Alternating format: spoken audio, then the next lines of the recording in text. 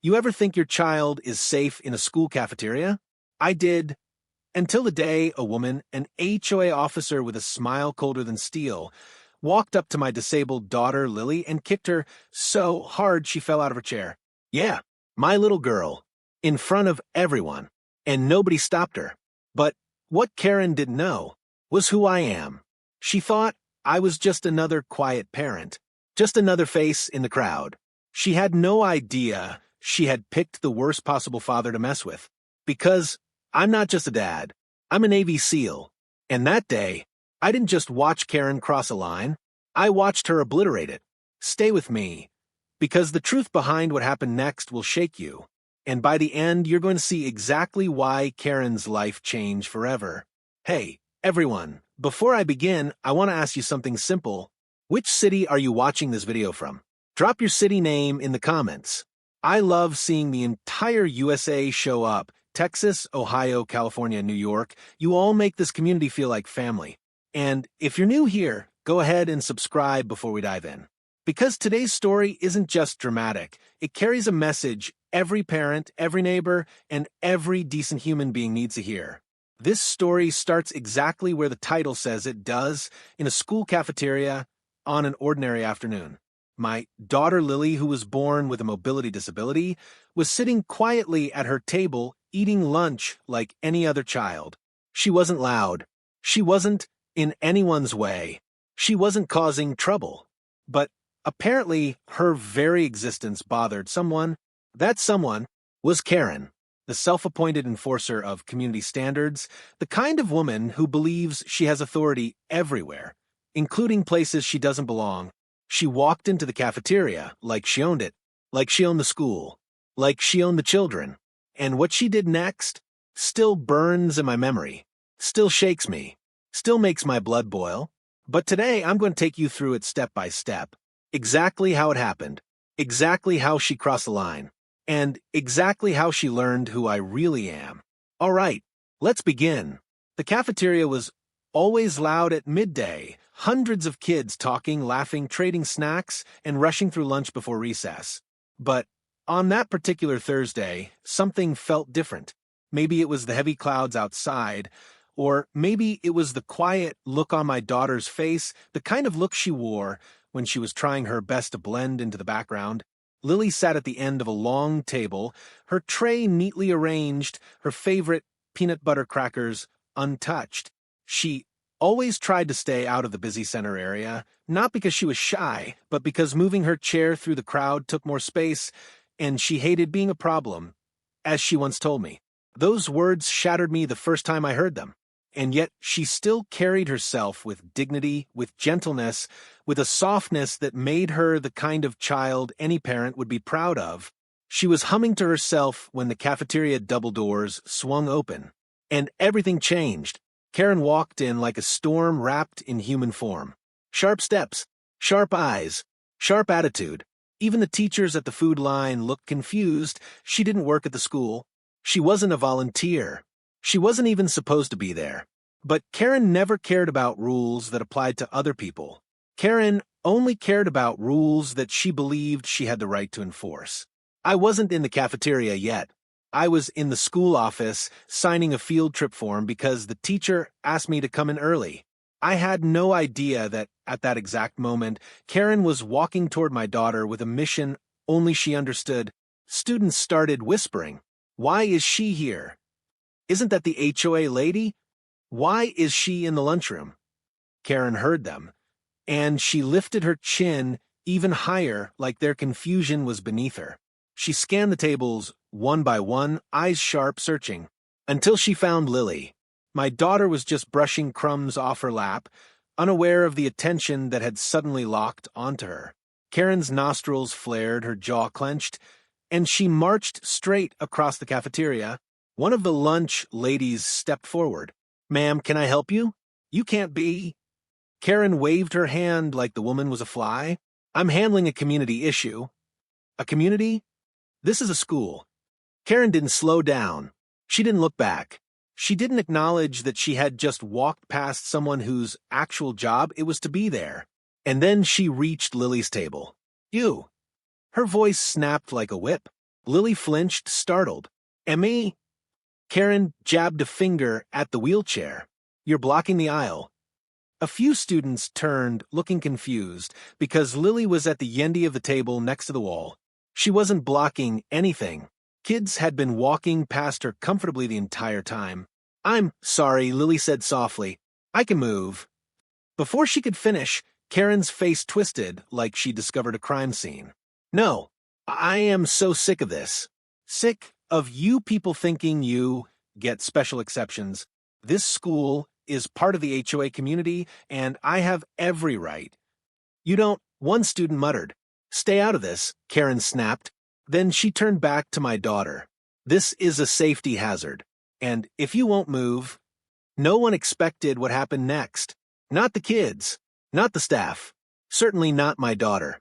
Karen stepped forward and struck the side of Lily's chair with her foot. Not a gentle nudge, not a tap, a sudden, forceful kick meant to jolt her. The chair slid. Lily gasped, her hands flew up, her crackers scattered, and her body lurched sideways. She didn't fall to the ground, but she came dangerously close, the wheels twisting, her breath punched out of her chest. A wave of silence spread over the cafeteria. Forks froze in midair. Trays stopped clattering. Kids stared wide-eyed. And Karen just stood there, as if she had done something noble, as if she had corrected a problem. Lily blinked fast, her eyes filling with humiliation, fear, and something far worse, shame. That part hit me later. Hard, because children don't naturally feel shame. Adults place it on them. "Get up." Karen barked the words like a drill sergeant. Lily's voice cracked. "I can't." "Oh, please." Karen scoffed loudly enough for everyone to hear.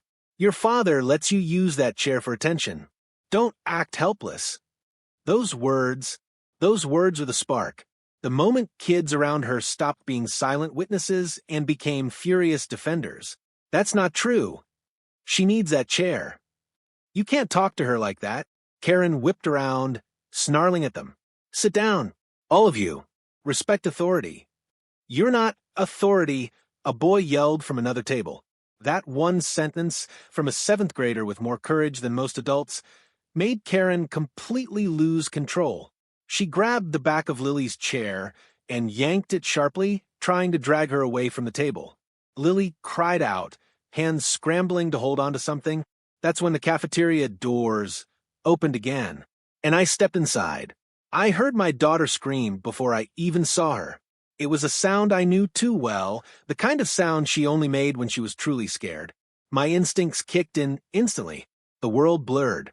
My steps quickened. Voices faded. And then I saw her, twisted sideways in her chair, eyes full of tears, hands shaking, and Karen gripping the handles like she had ownership over my child. There are moments in life when time just stops. This was one of them. My vision tunneled, sharp as a sniper scope. Every SEAL instinct I had trained for years slammed awake, not violent ones, not reckless ones, but the deepest, coldest kind of awareness, danger awareness, threat assessment, target focus. I walked forward slowly, deliberately. The kids parted like waves. The teachers froze, probably relieved someone else had arrived to deal with the madness they didn't know how to stop. Karen didn't notice me at first. She was too busy yelling at Lily. "You will move. Do you hear? Let go of her." My voice cut through the cafeteria like a blade. Karen spun around, ready to shout, until she saw me. Her jaw trembled. Her bravado cracked. You're her father?" I stepped between her and my daughter, blocking her entirely. "Step away from my child. You need to control her," Karen snapped weakly. "She's in the way." "She's not the one causing the danger," I said, my voice controlled but icy. "You are." Behind me, I felt Lily trembling. The cafeteria kids watched, silently waiting. Karen opened her mouth again, but the school principal rushed in from the hallway. The moment she saw Lily, she gasped, "Karen, what on earth are you doing here?" And that was the beginning of Karen's downfall, because she had no idea who she was dealing with. No idea what line she had crossed. No idea that I wasn't just a parent. I was a Navy SEAL with zero tolerance for threats to my child. And she was about to find out. The moment the principal stepped into the cafeteria, the air shifted. Her face went pale the second she saw my daughter trembling in her twisted wheelchair, crumbs scattered on the ground like evidence, and Karen standing there with the guilt written all over her stance, stiff shoulders, flaring nostrils, and a fake confidence cracking at the edges. Karen, the principal said sharply, "Why are you in the cafeteria? You don't have authorization to be here." Karen folded her arms, trying to reclaim her dominance. "This school is part of my jurisdiction.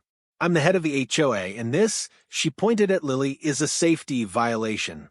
I was correcting it." "Correcting what?" One of the staff members cried. She was just eating lunch. Kids began murmuring again. Louder this time, the tension in the room like static electricity. Lily wiped her eyes with shaking hands, trying so hard to stay composed in front of her classmates. She didn't want to be seen as fragile. She never did. I placed my hand on her shoulder gently. "I'm right here, sweetheart. You're safe." Karen scoffed. "Oh, please. She's fine. She just needs discipline. Parents these days." "Karen, stop talking," the principal snapped. "Now." That alone told me she had dealt with Karen before, probably countless times. But this time, Karen had crossed a line no HOA meeting could protect her from. "You assaulted my daughter," I said quietly but firmly. "I did not," Karen replied, pointing dramatically toward the floor. "Her chair was in the way. I nudged it. That's all." A student shouted from the back, "You kicked it." Another added, "We all saw it." Karen spun around, eyes blazing. "Stay out of adult conversations. You're the only adult here acting like a child," a girl shot back. That one nearly made the crowd applaud. The principal raised her hands, shutting everything down. "Okay, everyone back to your lunches. Teachers help supervise." Once the kids had settled, she turned to me. "Sir, come with me. We need to review the cameras." Karen's face twitched. "Cameras?" The principal didn't even look at her. "Of course. This is a school cafeteria. Cameras record everything." For the first time, a flicker of fear crossed Karen's eyes. A thin, hairline crack in her arrogant armor. I filed that reaction away. Instantly, one of the many skills the SEALs had taught me. We left the cafeteria, and I pushed Lily gently beside me. She clung to the seatbelt of her chair, trying to calm her nerves.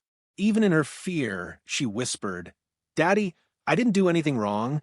I knelt down, eyes level with hers. "You didn't, Lily. You never do. This isn't on you. It's on her." Her lip quivered. "Am I really in the way?" That cut deeper than any wound I'd ever taken overseas. I swallowed hard, pushing back the fury rising inside me. "No, you are never in the way. You belong in every room you enter. Remember that." She nodded, though her eyes were still unsure. It broke me all over again. Karen followed behind us, muttering under her breath. "I barely touched the chair. This is ridiculous. Everyone's exaggerating. Kids lie. Parents overreact." She rambled endlessly, refusing to accept even a fraction of accountability. We reached the security office. The principal motioned for the guard to play footage from cafeteria camera 3. The screen flickered, and there it was. Everything.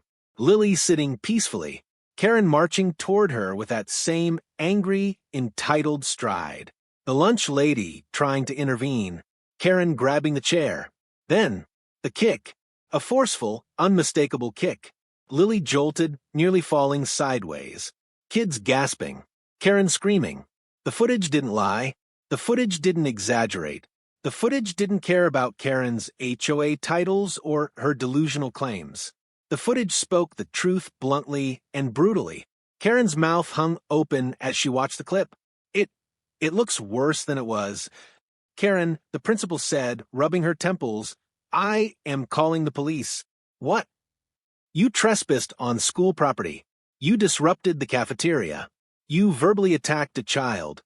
And you physically struck her wheelchair, which constitutes harassment and endangerment. I don't have a choice." Karen stepped back, frantic. "No, you can't. You can't do that. This will affect my HOA position, my reputation, my standing. That's beyond my concern, the principal replied coldly. Karen rounded on me next. This is your fault. I raised an eyebrow. My fault? If your daughter didn't have that chair, none of this would have happened. The silence in the room was so sharp you could have cut it. I stepped closer, my posture still calm, my voice still even, but there was a steel in it Karen had never heard before. Let me tell you something, Karen, I said quietly. My daughter has fought battles harder than you could ever imagine, and she faces them every day without hurting anyone. That chair gives her independence, something you clearly don't understand. Karen glared, but there was a tremble in her jaw, a hint of panic, fear of consequences she had never faced before.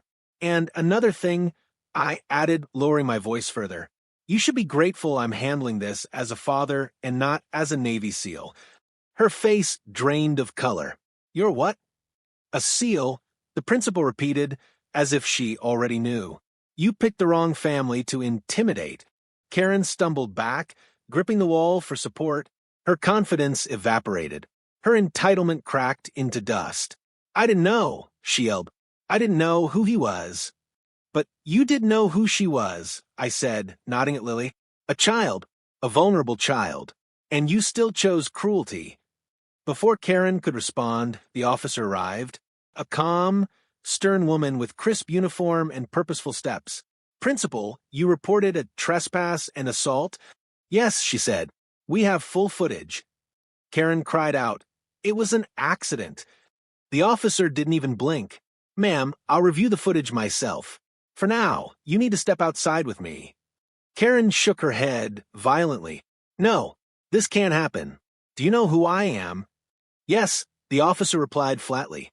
And that's exactly why we're doing this properly.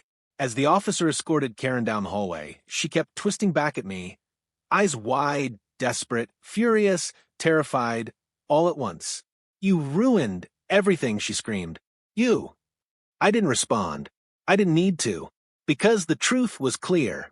She hadn't ruined anything for me. She had ruined everything for herself. I turned to Lily, who was finally breathing a little easier. It's over, sweetheart. But deep down, I knew something else. Karen wasn't done. People like her never accept consequences quietly. This was just the beginning. The police escorting Karen out of the school should have been the end of it. A normal person, someone with even a grain of self-awareness, would have gone home, sat in a dark room, and thought about their choices. But Karen wasn't normal. Karen was a storm looking for places to hit. And she wasn't done with us. Not by a long shot. After the officer took her outside, the principal walked us to her office. Lily stayed close, clutching my hand like her fingers were afraid to let go. She'd stopped shaking, but the shock was still there, lingering in her eyes like a shadow. The principal knelt beside her. Sweetheart, she said softly, you did nothing wrong, and I'm so sorry you went through that. Lily nodded, but the words didn't comfort her the way we wish they would. Trauma leaves its own echo. The principal looked at me next. We will write up an incident report immediately. The school board will follow up, and we'll make sure she never steps foot in this building again. That's all I want, I said quietly. My daughter's safety. But even then, something in my gut didn't sit right. Something told me this wasn't over. And I was right. I took Lily home early that day. She rested on the couch, wrapped in her favorite blanket, watching cartoons with the sound turned low. She tried to laugh, tried to be herself, but every few minutes she'd reach down and touch the arm of her chair as if checking that it was still there. I stepped into the kitchen and called my wife, who worked at a hospital. She picked up immediately. Is Lily okay? I told her everything, every detail, every word Karen said. Silence filled the line. Then, I'm coming home. But before she could, Karen made her next move. At 4:17 p.m., my phone buzzed. HOA emergency notice. Community violation issued. Your daughter's wheelchair ramp violates HOA aesthetic code. Immediate removal required. I blinked. Read it again. Then again. Wheelchair ramp violation? I marched outside. And there, Taped to our front door was an official-looking paper with the HOA logo and Karen's signature plastered across the bottom like a childish victory flag. Violation number 1. Ramp does not match neighborhood aesthetic. Violation number 2. Ramp placement obstructs visual harmony of property. Violation number 3. Ramp must be removed within 48 hours to avoid fines. It was so absurd I almost laughed. Almost. But then the anger settled. Deep, cold, controlled. The kind I learned to harness in the Navy. I took a picture of the violation and sent it straight to the principal. Within 30 seconds, she responded, "This is retaliation. Document everything. I'll contact the district." I had a feeling I wasn't the only one she reported the incident to, but I didn't rely on that. You never wait for someone else to protect your family. Not when you're a SEAL. Not when you're a father. The next morning, I took Lily to school myself. She clung to my arm a little tighter than usual.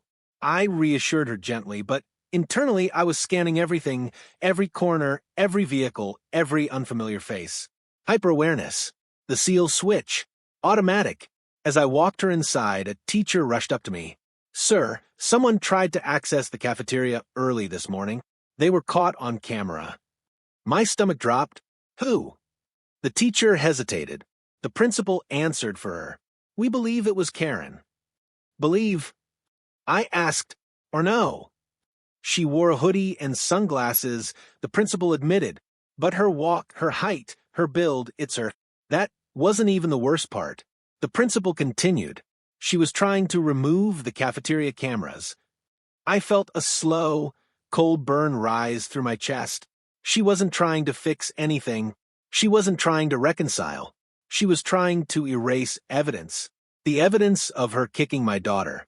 I took a deep breath. "Do you have the footage?" "Yes," she said. "I've already sent it to the district and the police." Good. Because people like Karen never stop unless consequences hit them harder than their arrogance can shield them from.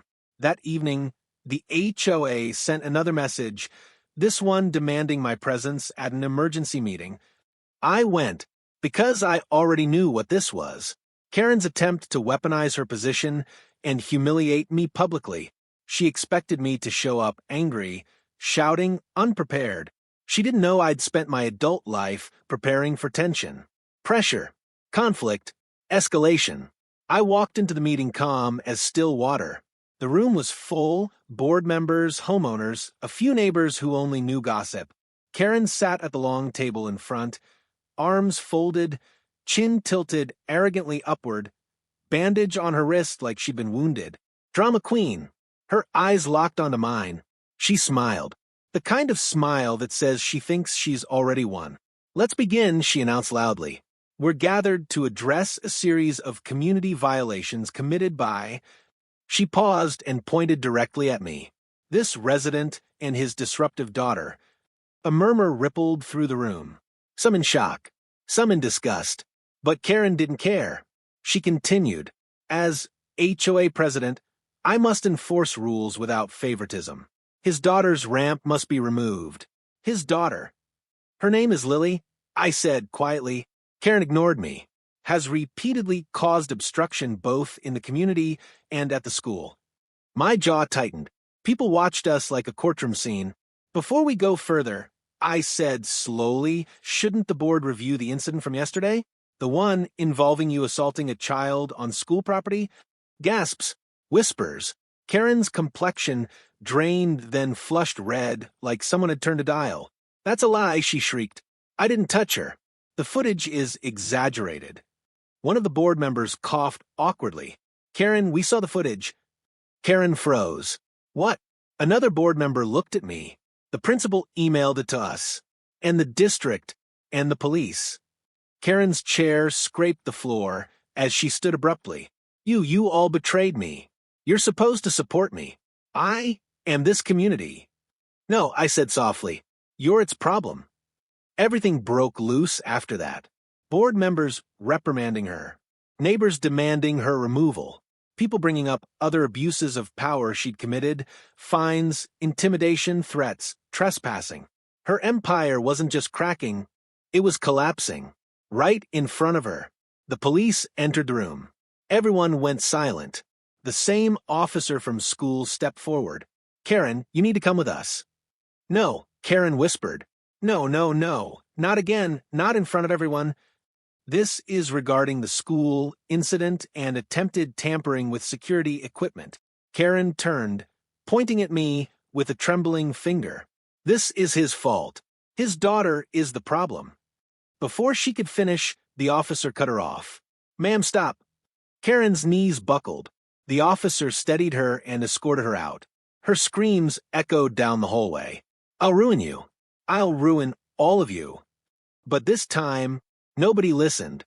By the time Karen was taken out of the HOA meeting, the entire neighborhood had changed. People whispered in corners, shaken by what they'd witnessed. Parents with kids Lily's age looked at me with sympathy, some with apologies for never speaking up sooner. Others simply avoided eye contact, as if Karen's downfall might splatter onto anyone too close. But while everyone else went home feeling relieved, I went home feeling something different. Uneasy.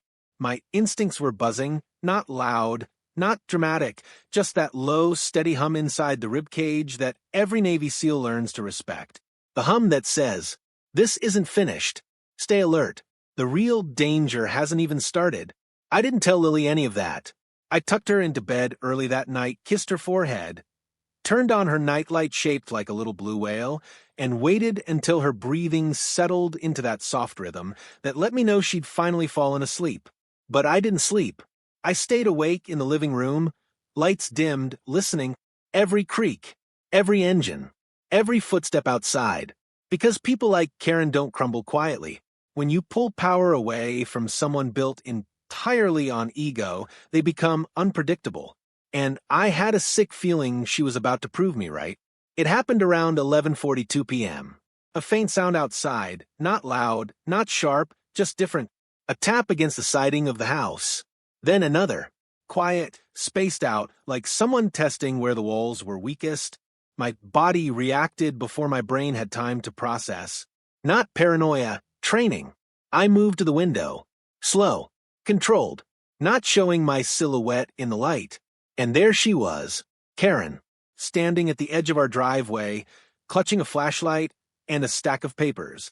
Her hair messy, eyes wild, shirt half tucked, like she'd rushed out of the house fueled by pure rage and zero logic. She was muttering to herself, pacing in small, frantic circles, ripping one of the papers and taping the pieces onto my mailbox. I zoomed my phone in and took pictures. Violations. Dozens of them. All handwritten. All insane. Sidewalk is 2 inches too wide. Lawn color inconsistent. Trash bin facing wrong direction.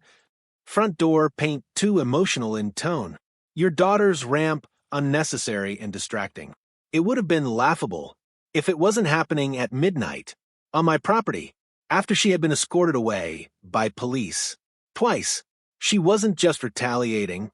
She was spiraling.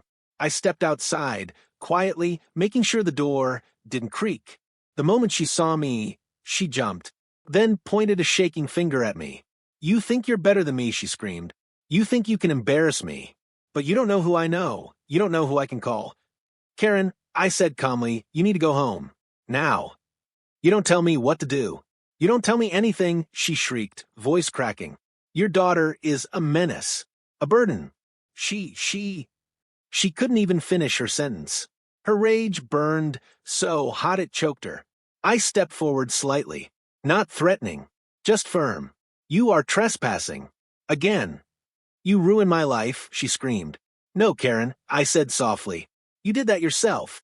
Her eyes twitched. Her whole body trembled. Then she took a slow step backward and whispered something chilling. "This isn't over. You took my dignity. So, I'll take something from you." Before I could respond, she darted away into the night, like a shadow swallowed by darkness. That was the moment I knew. She wasn't done. She was escalating. Morning came too fast. The sun rose, but the unease didn't leave. I kept Lily home from school. She insisted she was fine. She wanted to go. She wanted to see her friends. But I couldn't shake Karen's words. Not after seeing her behavior escalate. So violently overnight. My wife agreed. We keep her home today, she said, just until the school confirms security. But by 9:12 a.m., the next blow arrived. This time, a letter, delivered to us by a neighbor, a kind, older man who looked nervous holding the envelope. It came to my mailbox, he said. I think she meant for you to get it. Inside was a single sheet of paper. Typed, cold, calculated, notice of property lien, non-compliance with HOA structural code. Total fines, $14,200. My wife gasped, "This is insane. She can't." She can't, I repeated, but she's trying. It wasn't about the money. It wasn't about the rules. It was about breaking us. About punishing us for exposing her. I looked up at the neighbor. She hand-deliver this? He nodded, slammed it into my box. She's unhinged, man. No disagreement there. Later that afternoon, I stepped outside to check cameras again. I hadn't eaten. I hadn't slept. My body was functioning purely on discipline and adrenaline. Then I saw it, something that made my stomach tighten like a fist. The ramp Lily needed to get into our home. Someone had loosened 3 of the bolts holding it to the platform. Not enough for it to collapse, but enough that one wrong step, one unexpected shift, one stumble, and Lily could have fallen. My breathing went cold and steady, not panicked, not shaken, just deadly calm. The kind of calm that meant action was coming. I crouched down, examined the bolts, checked the security camera angle, and there it was, 2:13 a.m. Grainy footage, dark hoodie, Karen, crouched beside the ramp, fiddling with the bolts. Her face not visible, but her stance unmistakable. She had crossed the line. No, she had obliterated it. This wasn't harassment.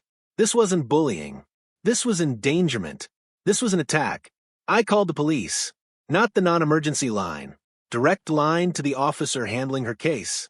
"Officer Harris," I said, voice firm. "I have footage of Karen tampering with my daughter's wheelchair ramp. This isn't HOA retaliation anymore. This is attempted harm." There was silence on the other end, the kind that meant even a trained officer was stunned. "I'm on my way," she said, "and bring every bit of footage you have. This just became criminal." My wife placed her hand on my back, gently. "Do you think she really meant to hurt Lily?" I looked at the ramp. Those bolts, that footage, Karen's voice echoing in my head. "I'll take something from you." "Yes," I said quietly. "I think she did." Officer Harris arrived within 15 minutes, not rushed, not panicked, but with that serious pace officers use when they know the situation is now beyond warnings, beyond HOA politics, beyond petty retaliation. This had crossed into something darker. She stepped onto the porch, eyes immediately scanning the ramp. "Show me," she said. I pulled out my phone and opened the footage. Karen kneeling in the dark, hood up, hands moving around the bolts of the ramp. Slow, methodical, intentional. Officer Harris watched quietly, no interruptions, no questions. When the video ended, she exhaled slowly. "This isn't vandalism," she said. "This is deliberate endangerment. If your daughter had used this, if she'd fallen," her jaw flexed, "this is felony level." My wife covered her mouth, horrified. Lily, who had overheard part of the conversation, wheeled slowly toward us. "Is my ramp broken?" she whispered. I crouched beside her. "It will be fixed today. I promise," I said gently. "You're safe." But her eyes still carried that quiet fear. That same fear Karen had planted in the cafeteria. Fear that had no business living in a child's heart. Officer Harris stood straighter. "I need to take statements, and then I need to find her." My wife asked, "Do you think she'll run?" Officer Harris shook her head. "No. People like Karen don't run. They escalate." And my stomach tightened, because that was exactly what I feared. As the officer documented the damaged bolts, neighbors began stepping out onto their porches. Mr. Harris next door approached hesitantly. "Is everything okay?" "No," I said honestly. "Karen came here last night." His eyes widened. "She's out of control. You know, she fined my wife last year because our Halloween pumpkin was too festive. We were terrified to speak up. Another neighbor joined in. She threatened to sue us over a bird feeder. A woman from across the street added, "She told my daughter she couldn't chalk on the sidewalk because colors disrupt neighborhood unity." One by one, they confessed things they'd kept quiet for years. Terrified Karen would unleash on them the way she'd unleashed on us. Fear is contagious. Bullies rely on it. But something else was spreading now. Courage. Whispers turning into voices. Voices turning into unity. And unity is something Karen never counted on. Officer Harris closed her notebook. "I'm going to her house. If she's there, she'll be detained." "What if she's not?" my wife asked. "Then we search for her," the officer replied. "This behavior is escalating. The district attorney has already been alerted about the school incident. Tampering with a wheelchair ramp will push this higher. A DA case. That meant real consequences. Court, custody, restrictions, maybe even jail." I looked at Lily, who was quietly watching butterflies outside the window. She deserved safety. She deserved justice. She deserved a world where adults didn't break children just to feel powerful. "We're coming with you," I told the officer. She hesitated. "Sir, I won't confront her. But if she tries something again, I'm not letting my family be alone." She studied me for a moment, then nodded. "Stay behind me at all times." We loaded Lily into the car and followed the patrol vehicle to Karen's house. Karen lived 3 streets away, a big, pristine house with every blade of grass trimmed to identical height. Her HOA power had been built on this aesthetic. Clean, controlled, perfect. Officer Harris parked out front. We stopped behind her. The neighborhood was eerily quiet, almost too quiet. She approached the door and knocked firmly. "Karen, this is Officer Harris. We need to speak with you." Silence. She knocked again.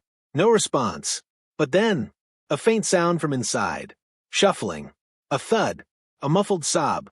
Officer Harris straightened immediately. "Step back," she ordered. She knocked harder. "Karen, open the door." Still nothing. But the sounds continued, frantic, panicked. Then suddenly, the door cracked open. Not all the way. Just enough to reveal Karen's face. And she didn't look angry. She didn't look proud. She didn't look entitled. She looked terrified. Her face streaked with tears. Her eyes wide, darting around the room like she was being hunted. "What do you want?" she whispered hoarsely. "Karen," Officer Harris said firmly, "we need to talk about the footage from last night." Karen shook her head violently. "No, no, no, no, no. He did this." "Who?" the officer asked. "My ex-husband," she yelled. "He's filing things. He's posting things. He's sabotaging me." This wasn't acting. This wasn't manipulation. Her fear was real. But it wasn't about us. It wasn't about the school. Something deeper was happening. Officer Harris lowered her voice. "Karen, no one else is on the footage. It's just you." Karen's hands shook. "That's what he wants. He wants me to lose everything. He wants the HOA to think I'm crazy." She wasn't making sense. Her thoughts were spiraling, fragmented, chaotic. But then she pointed at me, wildly, accusingly. "And you're helping him. You're all against me. You're stealing my power." I didn't move, didn't speak, didn't react. But inside, one thing became crystal clear. Karen wasn't just dangerous. Karen was unstable. And unchecked instability is deadly. Officer Harris stepped forward. "Karen, I need you to come outside. You're not under arrest at this moment. But you do need to come with me to the station." Karen backed away. "No, I'm not going anywhere. If I leave, he wins." "Karen." "No." She slammed the door. The lock clicked. Then more frantic thudding inside. Crying. Ranting. Furniture scraping. Officer Harris stepped back, breathing out slowly. "We need backup," she said. She radioed in. "Possible mental crisis." Suspect barricaded inside. My wife put her hand to her chest. "Oh, my God, she's losing her mind." But I was thinking something else entirely. If Karen snapped this badly when her power slipped, who knew what she would do next? Just as backup arrived, the door reopened. Karen stepped out, stumbling, her eyes red, her breathing ragged, her hands shaking uncontrollably. But what froze me, what made my blood run ice cold, was the object she held in her right hand. Not a weapon, not anything violent, a folder, thick, overstuffed, labeled in big, angry handwriting. Proof everyone is against me. Inside were printed emails, HOA notes, old complaints, photos, none of them connected, none of them malicious, all of them interpreted through paranoia. Karen wasn't fighting us. She was fighting ghosts her mind created. She held the folder out toward me, arms shaking. "You want my life?" she whispered. "Fine, take it." Then she collapsed to her knees, sobbing, broken. Officer Harris moved in quickly. "Karen, we're taking you to get help. You're not under arrest, but you're not safe right now, and neither is anyone around you." Karen didn't resist. She didn't scream. She didn't fight. She just cried, a deeply wounded, broken cry that echoed through the neighborhood. As officers helped her into the patrol car, she whispered one last thing through the window. "I wasn't always like this." And the car drove away. Karen's patrol car slowly disappeared down the neighborhood street, its flashing lights reflecting in windows like tiny reminders of everything that had happened. The officers weren't taking her to jail, not yet. They were taking her to a mental health evaluation first. The officer explained that anyone showing signs of severe instability, delusions, or potential harm to others must be assessed before formal charges were pursued. Part of me felt relief. Part of me felt anger. Part of me even felt pity, not because I forgave her, but because seeing her collapse like that revealed something none of us expected. She wasn't just cruel. She was unraveling. But none of that erased what she did to my daughter. None of that made Lily's tears disappear. None of that repaired the fear she now carried in her body. This wasn't about punishment. This was about protection. About accountability. About making sure she never hurt another child or another family again. Neighbors gathered on our lawn later that evening. Some guilty, some shaken, some surprisingly emotional. People who never looked at each other suddenly had reasons to talk. Everyone had a story about Karen.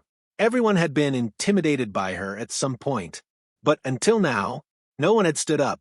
A woman named Mrs. Dalton said, "I'm so sorry. We should have said something years ago. We thought if we stayed quiet, she'd leave us alone." I looked around at all of them, grown men and women who had let one unhinged, power-drunk woman control their entire neighborhood. "It ends now," I told them gently. "No more silence. No more fear.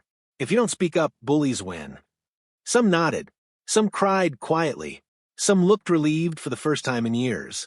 This wasn't just about my daughter anymore. It was about all of them. About a community finally finding its voice. Later that night, I checked on Lily as she slept. Her wail, nightlight, glowed faintly on the wall. Her breathing was soft, steady, finally peaceful again. I sat beside her bed, brushing a loose curl from her forehead. "She's strong," my wife whispered, stepping behind me. "Stronger than anyone realizes," I said. "But she shouldn't have to be," my wife added. And that cut deep. Children shouldn't have to grow thick skin to survive adults. Children shouldn't have to prepare themselves for cruelty. Children shouldn't have to fear lunchrooms, sidewalks, or HOAs. Lily shifted slightly, still asleep, and whispered something barely audible. "Daddy, don't let her hurt me again." My chest tightened. "I won't," I whispered back. "I promise." The next morning when she woke, her smile was small but real. She asked if she could go outside. I took her to the porch, where our neighbors' children had left chalk drawings of hearts, flowers, and messages. "We love Lily. You're the strongest girl we know. Our hero." For the first time in days, she laughed, a soft, genuine laugh that felt like sunshine breaking through heavy clouds. I picked her up gently and hugged her. "We're going to make everything right," I told her. "And this community is with you now." 2 days later, Officer Harris came by again, this time with paperwork, updates, and a sense of finality. "Karen has been officially removed from the HOA board," she said. "The community voted unanimously. including members who were too afraid to vote before. Good. The chokehold she had on everyone was gone. And the charges? My wife asked. Officer Harris sighed, softly. She's being charged with multiple offenses: trespassing, harassment, attempted endangerment, tampering with safety equipment. The school incident, striking a child's wheelchair, is being classified as child endangerment. My wife exhaled, eyes wet. Will she go to jail? Most likely yes, the officer said. But before that, she's being held for psychiatric evaluation. She's not stable. She needs treatment before trial. We weren't monsters. We didn't want her harmed. We wanted her stopped. And that was finally happening. The school district held a special meeting 4 days later. The board apologized publicly for what happened in the cafeteria. They introduced new rules. No non-school personnel allowed without clearance. Increased cafeteria supervision. Mandatory anti-bullying training. Disability Sensitivity Awareness Week. Special support for students who need mobility assistance. They even honored Lily with a certificate for courage during crisis. She didn't understand why everyone clapped for her, but she smiled anyway, that shy, proud smile of hers that always melted my heart. When everything settled, I recorded a message, not for revenge, not for views, but because what happened to Lily had a lesson bigger than the incident. Standing in my living room, camera focused, I spoke directly to the world. Let me tell you something about strength. Strength isn't loud. Strength isn't violent. Strength isn't bullying those who are different. Strength is standing up for the vulnerable. Strength is choosing love when hate is easier. Strength is protecting your children and other people's children, even when it's uncomfortable. My daughter didn't deserve what happened to her. No child does. And if you're watching this right now, wherever you're watching from, promise me something. If you ever see someone being mistreated, speak up. Don't wait. Don't stay silent. Don't hope someone else will do it. Be the one who stands up. Because silence is how bullies win. But unity destroys them. I ended with the same words. I'll end here. If you're a parent, hug your kids tighter tonight. If you're a neighbor, be a better one. If you're part of a community, remember, your voice matters. And no matter how dark things get, love wins. Every single time. Before you go, I added, leaning closer to the camera, I want to know something. What city are you watching from? Drop it in the comments. I love seeing people from all across the USA come together. And if you care about children, if you stand against bullying, if you believe in justice, then hit that subscribe button. Not for me, but because together we're stronger. Together, we protect the innocent. Together, we make sure what happened to Lily never happens to anyone else again.